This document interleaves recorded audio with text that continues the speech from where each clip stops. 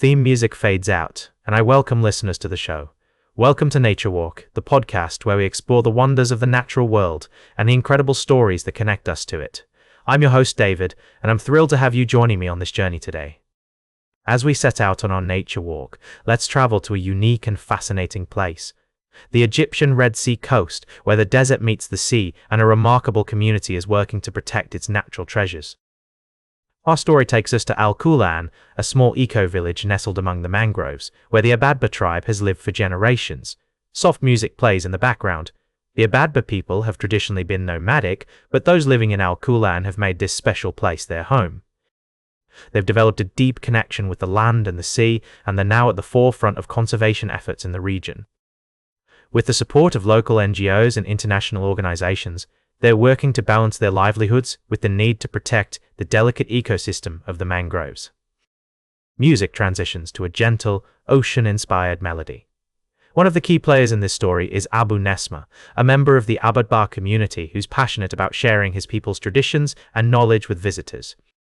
He runs a small restaurant and cafe where guests can enjoy local seafood and drinks while taking in the breathtaking views of the mangroves. But what's truly remarkable about Al-Qula'an is the way the community has come together to manage tourism in a sustainable way. Music continues to play softly. The Egyptian Red Sea Initiative, a $14.25 million project backed by the United Nations Development Program, is supporting community-based businesses and promoting ecotourism in the region. This approach not only helps to reduce the pressure on the environment, but also provides economic benefits for the local community. Music starts to fade out. As we explore the natural world, it's stories like these that remind us of the importance of community-led conservation and the power of traditional knowledge in protecting our planet's precious resources. The Abadba people's connection to the land and their commitment to preserving it is a shining example of what can be achieved when we work together towards a common goal. Theme music starts to return. We'll be right back with more fascinating stories from the natural world on Nature Walk. Welcome back to Nature Walk. I'm your host, David, and we're delighted to have you joining us again as we explore the wonders of the natural world. In this segment, we're going to talk about a fascinating aspect of wildlife photography, the importance of persistence and stubbornness in capturing that perfect shot. You might think that taking award-winning photographs of animals in their natural habitats requires a combination of expensive equipment, exotic locations, and a healthy dose of luck. But according to Charles Davis, a talented photographer who has won not one but two categories in the Australian Geographic Nature Photographer of the Year exhibition, it's actually stubbornness that is the key to success. Charles believes that being willing to keep trying, even when the going gets tough, is what sets him apart from other photographers. He recalls spending years trying to get a particular shot, and it's that determination that has paid off with images like PJ and Crabs, which shows a Port Jackson shark swimming above a massive horde of spider crabs in Victoria's Port Phillip Bay. To get this shot, Charles had to learn how to use an underwater camera and free dive to depths of 7 meters in icy cold water, but it was his persistence that allowed him to capture the image, which is now on display at the Australian Museum as part of the exhibition. Charles's other winning image, Jabiru Leaf, is a stunning aerial photograph of a stork flying over tidal flats, taken from a helicopter with the doors removed. This shot holds special significance for Charles, as it was inspired by a late family friend who loved to fly over the same area.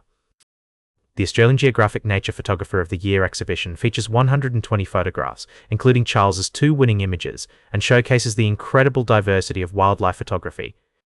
From the psychedelic patterns of cauliflower soft coral in Indonesia's Lembeh Strait, captured by overall winner Ross Gudgeon, to the intimate moments of insects and birds in their natural habitats, this exhibition is a must-see for anyone who loves nature and photography. As Charles says, you could take the best photo in the world in your front garden on any given day if you could just find what that was, whether it was an insect with another insect or a bird doing something outrageous. Those things exist in front of you all the time. You just need to be receptive to seeing them. So, if you're inspired to pick up your camera and start snapping, remember that it's not just about the equipment or the location, it's about being stubborn, persistent, and willing to keep trying until you get that perfect shot. Stay tuned for our final story of the day, right here on Nature Walk. Welcome back to Nature Walk, dear listeners. As we conclude our journey through the wonders of the natural world today, I'd like to leave you with a story that will surely bring a smile to your face. It's about the lighter side of wildlife photography, where the seriousness of conservation meets the joy of humor. You see, there's this fantastic competition called the Comedy Wildlife Photography Awards, which celebrates the hilarious moments captured by photographers from around the globe. Co-founded by Paul Joinson Hicks, MBE, and Tom Sullum in 2015, this award aims to promote the conservation of wildlife and habitats through the positive power of humor. This year's finalists are a testament to the incredible diversity and playfulness of the animal kingdom. From a dancing gorilla in Rwanda to a Sri Lankan elephant playing peekaboo with its ears, these photographs will have you chuckling and appreciating the beauty of nature. Take, for instance, the image of two Asian water monitors locked in what can only be described as a battle hug in Singapore. Or the southern yellow-billed hornbill's hasty exit upon spotting an incoming tawny eagle in South Africa. Its ungainly departure is a perfect capture of panic and instinct.